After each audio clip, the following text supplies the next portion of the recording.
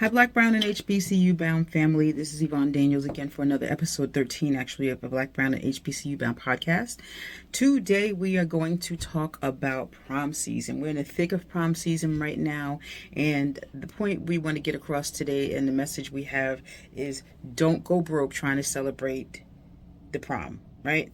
We all know the prom season is wonderful. It's a time for the young ladies and gentlemen to have a good time capping off their high school career, a night to party and have a good time. But we also want to know that the end goal is graduation. And not only is it the end goal, we all know that high school, if your kid is going on to college, is not going to stop here. They're just transitioning out of high school into college. And there are a lot of expenses that we've been talking about over the last couple of months that are going to have to go toward those fees. So we're not going to sit here and act we're going to blow it all on prom night, because that just wouldn't be a great idea. So keep that in mind as we explore some of the things that some of the tips that you can utilize during prom season to try to offset some of the things that are going to come up.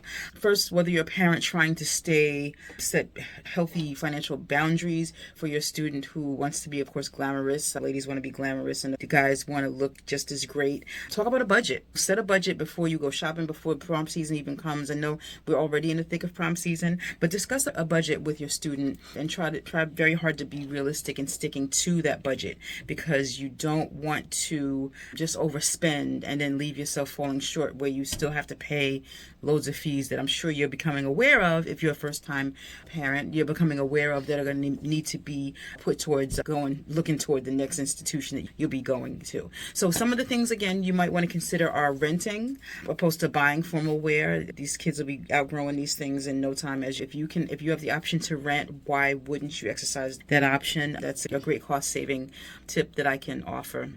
In terms of hair and makeup for the ladies, there's all kinds of DIY websites and TikToks and everything teaching you how to do the things yourself.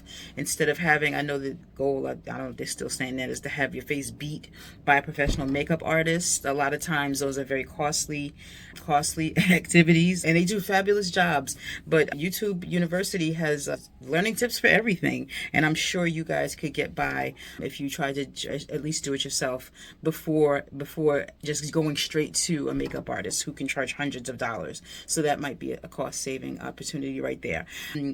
You can try to avoid social pressure and keeping up with the Joneses. You don't want to do that. This is not a competition. It's a way for them to enjoy themselves. You can't look at what the next person's doing. You may have different goals. You may have a different budget, but ultimately you want to do what's within your budget and keeping your eye on the prize. And you should know that where the prom night is going to be a night to remember, it is not the only thing that's capping off their transition to the next phase of their education. Keep that in mind. Please keep that in mind. And also how prom fits into the bigger picture. It's a big night, but it's not the only night. In terms of renting formal wear, they have plenty of places. You can just Google, find out where they have places where you can rent tuxes, of course, and designer gowns. Sometimes you can get the beautifully designed gowns by well-known designers for a fraction of the cost. So just, again, keep that in mind. There's places where you can buy secondhand, like Poshmark, Facebook Marketplace. So where you can cut corners, try to do that, so you'll be glamming on a budget.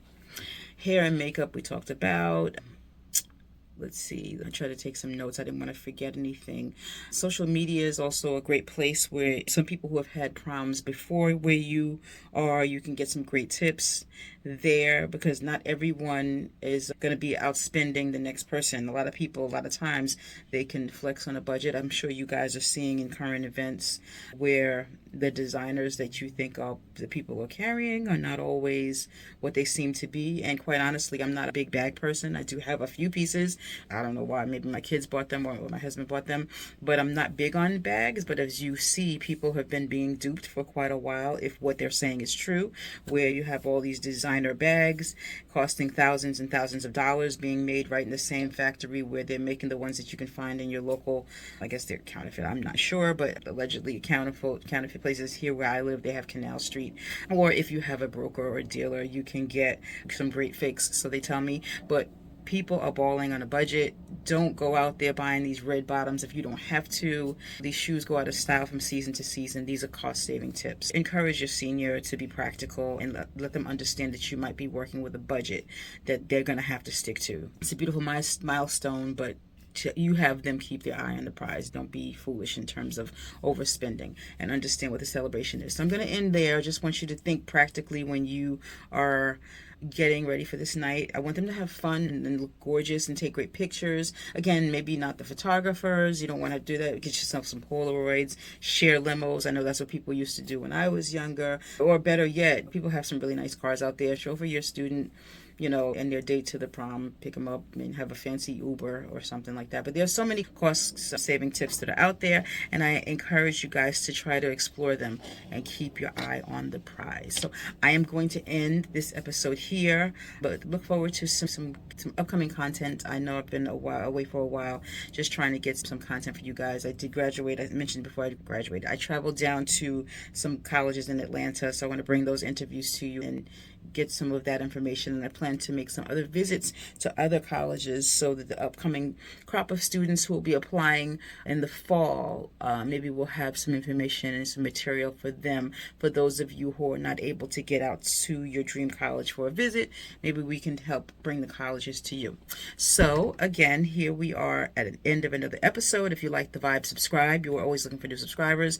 Click share, hit the notification bell so that you will be notified when I do upload new content, and I'll see you on those Facebook streets. Again, we're getting ready to enter a new season of students who are starting to embark on their journey of exploring new schools. Tell them about us here at Black, Brown, and HBCU Bound. Tell them about the Facebook group where there's a lot of resourceful information shared, and also here at the podcast. So I said I was going to end there before, but I'm really going to end there now. So have a wonderful day. If I don't see you again or speak to you again before prom season, post those pictures in the group. We love to see your prom pics. And don't forget, we have our contest for your decision day. Look into the Facebook group. There's been plenty of notifications telling you about the contest, and you might be one of those who win one of the $100 gift cards. Stay tuned. Take care. Bye-bye.